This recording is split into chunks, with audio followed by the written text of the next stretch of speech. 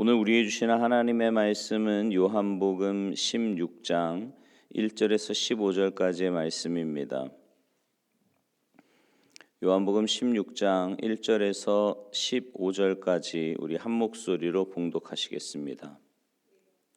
함께 봉독합니다. 시작. 내가 이것을 너희에게 이름은 너희로 실족하지 않게 하려 함이니 사람들이 너희를 출교할 뿐 아니라 때가 이르면 물은 너희를 죽이는 자가 생각하기를 이것이 하나님을 섬기는 일이라 하리라. 그들이 이런 일을 할 것은 아버지와 나를 알지 못함이라. 오직 너희에게 이 말을 한 것은 너희로 그때를 당하면 내가 너희에게 말한 이것을 기억나게 하려 함이요 처음부터 이 말을 하지 아니한 것은 내가 너희와 함께 있었음이라. 지금 내가 나를 보내신 이에게로 가는데 너희 중에서 나더러 어디로 가는지 묻는 자가 없고 도리어 내가 이 말을 함으로 너희 마음에 근심이 가득하였도다. 그러나 내가 너희에게 실상을 말하노니 내가 떠나는 것이 너희에게 유익이라.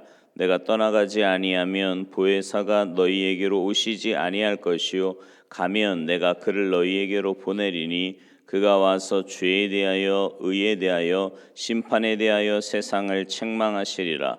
죄에 대하여라 함은 그들이 나를 믿지 아니하며 의에 대하여라 함은 내가 아버지께로 가니 너희가 다시 나를 보지 못하며 심판에 대하여라 함은 이 세상 임금이 심판을 받았음이라. 내가 아직도 너희에게 이를 것이 많으나 지금은 너희가 감당하지 못하리라. 그러나 진리의 성령이 오시면 그가 너희를 모든 진리 가운데로 인도하시리니 그가 스스로 말하지 않고 오직 들은 것을 말하며 장래일을 너희에게 알리시리라. 그가 내 영광을 나타내리니 내 것을 가지고 너희에게 알리시겠음이라. 무릇 아버지께 있는 것은 다 내 것이라. 그러므로 내가 말하기를 그가 내 것을 가지고 너희에게 알리시리라 하였노라. 아멘. 할렐루야. 주님은 앞서서 요한복음 15장에서요 미움에 대해서 말씀을 하셨습니다. 우리는 세상에서 미움에 직면을 하지요. 오늘 말씀은 거기서 이제 한 걸음 더 나아가 박해에 대해서 말씀을 하십니다. 사도시대부터 시작해서 근 300년 가까이 그리스도인들은 엄청난 박해를 받았습니다. 단순히 홀대나 불이익 정도가 아니에요. 예수 믿는다는 이유로 때리고 옥에 가두고 짐승의 밥이 되게 하고 화형도 시켰습니다. 주님께서는 바로 이 박해에 대해서 예고하신 건데요. 그게 오늘 본문 1절에서 4절까지의 말씀입니다. 그러면서 주님이 이것을 미리 말씀하시는 것이 실족하지 않게 하려는 것이다 이렇게 말씀해요. 박해를 당할 때 주의할 것은 실족이라는 거죠. 여러분 실족이 뭡니까? 실족은요 장애물에 걸려 넘어지고 함정에 빠지는 것을 말합니다. 여기서는 이제 박해 때문에 신앙을 팔아먹는 것을 의미하는데요. 일시적인 실족도 있지만 평생의 실족도 있지요. 어떤 형태의 실족이든 있을 수 있는데 실족 자체는 불행입니다. 실족하는 사람도 불행하고 실족시키는 사람도 불행해요. 주님이요. 그래서 이 실족에 대해서 이 복음서에 보면 굉장히 심각하게 경고해 놓으신 것을 보게 됩니다. 마태복음 11장 6절에 보면 누구든지 나로 말미암아 실족하지 아니하는 자는 복이 있도다. 마태복음 18장 7절 실족하게 하는 일들이 있음으로 말미암아 세상에 화가 있도다. 실족하게 하는 일이 없을 수는 없으나 실족하게 하는 그 사람에게는 화가 있도다. 마가복음 9장 42절 또 누구든지 나를 믿는 이 작은 자들 중 하나라도 실족하게 하면 차라리 연자맷돌이 그목에 매어 바다에 던져지는 것이 나으리라. 인생에는요 여러 가지 실수나 실패가 있기 마련입니다. 근데 이 모든 실패 중에서 가장 불행한 건 바로 신앙의 실패예요. 세상적인 실패는 세상에 사는 동안 아픔을 줍니다. 그게 일시적인 거든 평생 동안 아픔을 주는 건 어쨌든 이 땅에 사는 동안 주는 거로 상처를 남기죠. 그러나 신앙의 실패는 영원토록 영혼을 파멸시키는 거예요. 그래서 다른 일은 모르지만 신앙의 실패는 결코 해서는 안 되는 거예요. 이제 실족하지 않으려면 장애물이 뭔지를 알아야 하는데 주님은요 오늘 본문에서 우리를 넘어뜨리는 두 종류의 박해를 예고하십니다. 2절에 보니까 사람들이 너희를 출교할 뿐 아니라 때가 이르면 무릇 너희를 죽이는 자가 생각하기를 이것이 하나님을 섬기는 일이라 하리라. 그러니까 첫 번째 박해는 출교예요. 유대 사회에서 출교는 사회적인 단절을 의미했습니다. 회당 출입을 금지당하는 것은 물론이고 모든 교제가 끊어지는 거예요. 그러니까 이 당시에 유대인들은요 그냥 신앙이 삶이고 공동체가 신앙의 공동체고 그 안에 있는 것 자체가 그냥 신앙과 삶이 함께 가는 거기 때문에 거기서 출교를 당한다라는 건 삶의 터전을 잃어버리는 겁니다. 뭐 상거래나 공공 집회, 심지어 관례적인 인사까지도 못하게 만들었어요. 오늘 우리도요 이 신앙 때문에 이전에 속해 있던 사회에서 배척당할 수 있지요. 뭐 친구들이나 직장 동료들, 동창회, 때로는 문중에서 소외를 당하기도 합니다. 아마 점점 더 신앙을 가지고 산다는 게 쉽지 않은 세상이 될 것 같아요. 두 번째 박해는 죽음인데 죽음은 최악의 고통이고 최종의 고통이지요. 근데 오늘 본문에 보니까요 이런 죽음이 오해 때문에 생긴다고 주님이 말씀해요. 그러니까 유대인들은 기독교인들을 죽이는 것이 하나님을 섬기는 것이라 이렇게 생각을 했습니다. 율법을 해석한 미드라시에 보면 민수기 25장에 대해서 이런 해석이 있거든요. 민수기 25장은 바알볼 사건이 나와요. 여러분 혹시 기억하십니까? 모압 족속이 이스라엘 사람들을 유혹해서 크게 타락하도록 만든 사건입니다.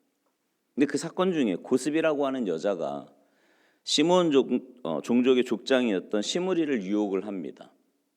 그래서 두 사람이 장막으로 이렇게 들어가는데 그때 아론의 손자 제사장 비느하스가 분개해서요 창을 들고 쫓아 들어가서 이 시므리와 고스비를 찔러 죽입니다.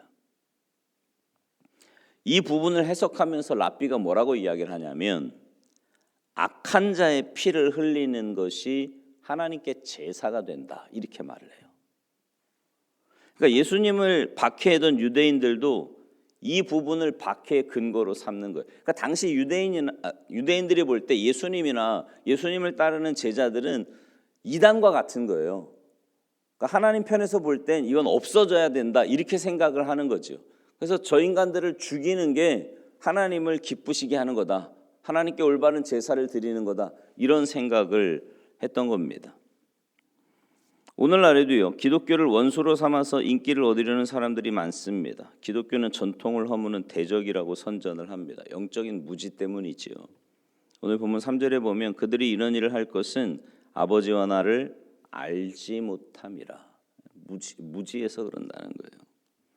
주님의 유언적인 부탁입니다. 어떤 연유든지 결코 신앙에 넘어지면 안 된다. 실족하면 안 된다 이 말이에요. 만약에요 교회 들어오는 사람들이 다 실족하지 않고 남아 있었다면 한 우리나라 인구 전체 한 절반은 예수 믿는 사람이었지 않을까요? 근데 너무 많은 사람들이 실족해서 떠나갑니다. 그래서 늘 교회는 빈자리가 있죠.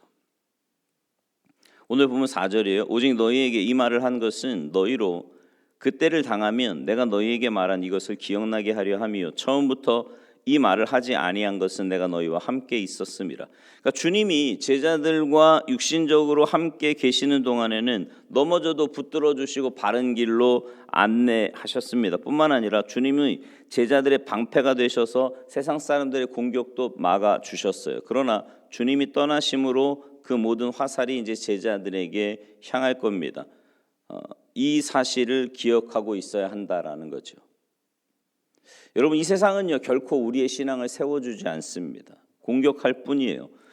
마태복음 10장 16절 이하에 보면 이런 말씀이 있거든요. 보라 내가 너희를 보냄이 양을 이리 가운데로 보냄과 같도다. 사람들을 삼가라. 그들이 너희를 공에 넘겨주겠고 그들의 회당에서 채찍질하리라. 또 너희가 나로 말미암아 총독들과 임금들 앞에 끌려가리니 또 너희가 내 이름으로 말미암아 모든 사람에게 미움을 받을 것이나 끝까지 견디는 자는 구원을 얻으리라.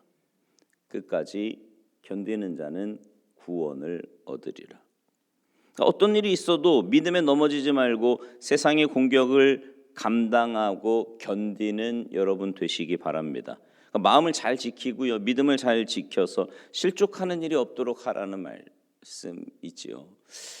신앙생활을 하면서 실족이라고 하는 게 꼭 외부적인 것만 있는 건 아닙니다. 뭐 교회 내에서도 있을 수 있고요, 어디서든지 우리가 신앙의 길을 걸어가려고 하는데 방해가 되는 것들이 너무나 많이 있어요. 근데 감사한 건 뭐냐면 오늘 본문 7절 이하에 보면 성령님께서 오셔서 우리와 함께 하신다라는 겁니다.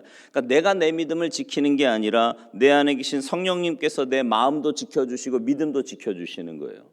자, 그러려면 우리는 뭘 해야 되냐면 내 안에 계신 성령님께 내 삶의 주권을 내어드려야 됩니다. 근데 이게요, 그냥 이렇게 설교 들을 때는 그게 아멘이 쉽게 되지만 내가 뭔가 실족할 만한 상황이 딱 왔을 때 그때 내 감정, 사람이 이제 감정에서 이렇게 마음이 확 무너지면 그게 실족이 되고 신앙의 길에서 떠날 만한 상황도 생기는 거잖아요.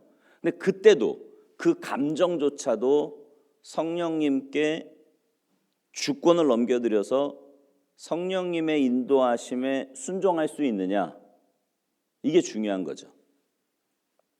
여러분 신앙생활 하시면서 이렇게 실족할 만한 상황이 오잖아요. 그러니까 실족할 만한 상황이라는 게 다른 게 아니고, 제가 이제 그런 이야기를 종종 하는데 평상시의 마음 있잖아요. 그러니까 내가 이렇게 주님 앞에 나와서 예배드리고 하나님의 은혜를 경험하고 그냥 매일의 삶을 살아가고 이럴 때의 여러분의 마음은 별 요동이나 그런 게 없잖아요. 근데 살다가 보면 이 공동체 안에서든 아니면 밖에서든 어떤 일로 인해서 그 마음이요 이렇게 상해서 벗어날 때가 있다고요. 그때 여러분의 마음을 어떻게 지키느냐, 어떻게 여러분 안에 계신 성령님께 여러분의 마음을 내어드려서 그분의 인도하심 따라 순종하느냐, 이게 굉장히 중요한 거거든요. 근데 그게 쉬운 일은 아니에요. 낙심이 되면 이게 막 다 하기 싫잖아요. 새벽기도 나올 때 막 힘들어서 그 마음을 지키고 어떻게 해서든지 믿음으로 살려고 나오는 분들도 있지만 그건 신앙이 어느 정도 성숙한 사람들이고, 대부분의 경우는 그러고 나면 새벽기도고 말씀이고 기도고 안 하고 싶어요. 그리고는 자기의 마음의 감정만 막 쏟아놓고 싶어 하거든요. 그리고는 사람 만나가지고 그 감정을 또 막 얘기해요. 근데 여러분 그런 얘기 들어보셨죠? 꼭 시험 든 사람은 시험 든 사람끼리 만난다고. 그러니 여러분 생각해 보세요. 시험 든 사람끼리 만나가지고 하는 얘기가 뭐 그렇게 신앙적인 얘기겠습니까? 그게 뭐 그렇게 영적으로 건강한 얘기겠어요? 사실은 이렇게 배우자가 함께 신앙생활하는 분은 그게 참 중요한데 뭐냐면 그런 마음일 때 그 마음을 좀 함께 이야기할 수 있으면 제일 좋아요. 만약에 배우자가 안 되면 자녀들, 성숙한 자녀들이라도 괜찮고요. 아니면 뭐 신앙의 멘토, 뭐 그 셀 리더든 목회자든 누구에게든 함께 이야기하면 좋은 거예요. 내가 지금 이런데 어떻게 하면 좋겠냐, 이거 내 마음이 지금 이렇다, 솔직하게 이야기를 하는 거죠. 그러면 신앙이 있는 사람이라면 그 부분에 대해서 영적인 길을, 그렇다고 막 배우자가 말씀 못 들었어? 정신 똑바로 지금 그거 실족하기 전 몰라 그거? 이러면 안 되고요. 충분히 공감해주고 들어주고, 그런데 말씀에 이렇게 이야기하지 않느냐, 이렇게 좀 이야기해 줄 수 있다면 그게 제일 좋지 않을까요? 만약에 그럴 사람이 없다면 이렇게 주님 앞에 나왔을 때 주님 앞에 쏟아 놓으십시오. 사실은 사람에게 이야기하는 건 탈이 있을 수 있거든요. 근데 하나님 앞에 나와서 쏟는 건 탈이 없어요. 그리고 신기한 건 그렇게 내 마음을 가지고 주님 앞에 나와 쏟을 때마다 하나님은 반드시 그 마음을 붙잡아 주시고 회복시켜 주시고 은혜의 길로 이끌어 주실 줄 믿습니다. 여러분, 우리가 믿는 하나님은요, 그러니까 우리는 그런 기도 많이 하거든요. 어떤 책에서 보니까 우리는 불길 속에 들어가지 않게 해달라고 기도한다는 거예요. 근데 하나님은 어떤 하나님이시냐면 우리가 불길에 들어가서 그 불길 가운데서도 믿음으로 승리할 수 있게끔 이끌어 주시는 하나님이시라는 거예요. 그러니까 여러분의 마음이 힘들고 어려운 거 하나님 이 상황 없게 해주세요 이게 아니고, 그런 상황에 있다고 할지라도 나는 하나님의 자녀고 천국 백성이고 신앙의 길을 걸어가는 사람이니까 내 안에 계신 성령님의 이끄심 따라, 그분의 인도하심 따라 이 모든 상황들 넉넉하게 이기고 끝까지 신앙의 길 걸어가는 주님의 자녀 되도록 도와주시옵소서. 그렇게 기도할 때 하나님은 여러분의 삶을 반드시 인도하시고 지켜주시고 역사해 주실 줄 믿습니다. 바라기는 신앙의 삶을 걸어가는 게, 신앙의 길을 걸어가는 게 쉬운 일은 아니에요. 그러나 감사한 건 우리는 혼자 걷는 길이 아니라 성령님과 함께 하는 길이고, 하나님은 반드시 우리를 가장 선한 길로 인도하시기에, 여러분 제가 늘 말씀드리지만 실족하고 시험에 들어봐야 손해보는 건 나밖에 없어요. 그렇게 되지 않고 끝까지 믿음의 길 잘 걸어가셔서 이 땅에서부터 또 영원한 천국에서 주님과 함께하는 복을 누리며 사시기를 주님의 이름으로 축원합니다. 기도하시겠습니다. 하나님, 참 연약한 저희들이기에 아무것도 아닌 일에도 마음이 상하고 믿음에서 멀어지려고 할 때가 얼마나 많이 있는지 모르겠습니다. 그럴 때마다 주님의 말씀을 붙잡게 하시고, 무엇보다 우리 안에 계신 성령님께 내 모든 상황과 심지어 감정까지도 그 주권을 주님께 내어드리고, 주님께서 인도하시는 대로 온전히 순종하여서 주님이 주시는 은혜와 믿음으로 우리의 신앙 잘 지켜나가게 하시고, 주님 앞에 서는 그날까지 좌로나 우로나 치우치지 아니하고 주님과 행복한 동행하며 살아가는 복된 인생들 다 되도록 주님 도와주시옵소서. 새벽에 도와주시겠다고 약속하신 주님의 약속의 말씀 붙잡고 주님 앞에 나와 간절히 기도하고 간구하는 주님의 백성의 기도와 간구에 주님 응답하시고 역사하여 주시옵소서. 감사드리며 예수님의 이름으로 축복하며 기도하옵나이다. 아멘.